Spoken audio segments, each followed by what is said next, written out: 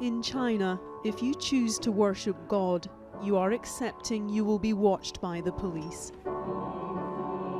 The church and these growing congregations have been accused of undermining devotion to the Communist Party, with President Xi warning they could be a conduit for foreign infiltration. As the Sunday morning service got underway at the Early Rain Presbyterian Church, 2 uniformed officers arrived to check on the congregation. They focused on the overspill rooms, which are a reflection of how much this gathering in Chengdu has grown. More and more Chinese people are turning to Christianity despite a government crackdown. New laws have been introduced which give the state greater control over religious meetings, their message and their members. Despite the risks, Pastor Wang Yi continues to use his sermons to condemn the regulations. We pray, God, please let us be prepared to face persecution when it happens. In the past year, a number of church leaders have been arrested, and Pastor Wang fears he could be next. I need to prepare my brothers and sisters for possible persecution. They might be arrested soon. This church might be closed. Someone might lose their job because of their belief.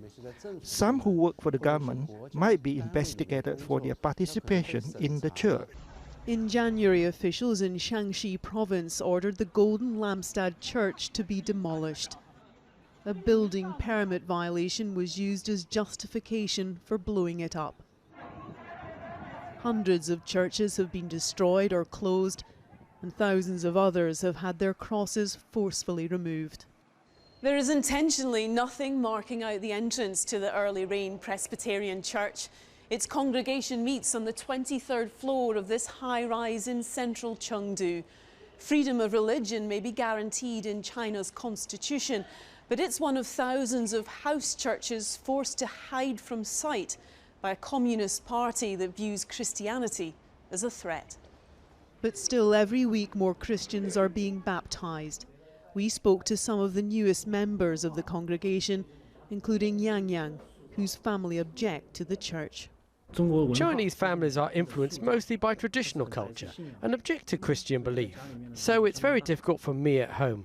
They described finding a trust in God that they no longer have in the government. I do believe no matter how much they prosecute Christianity and churches in China, we will grow bigger. Of course we are afraid, but since we chose the church, we are willing to go ahead no matter how difficult it is.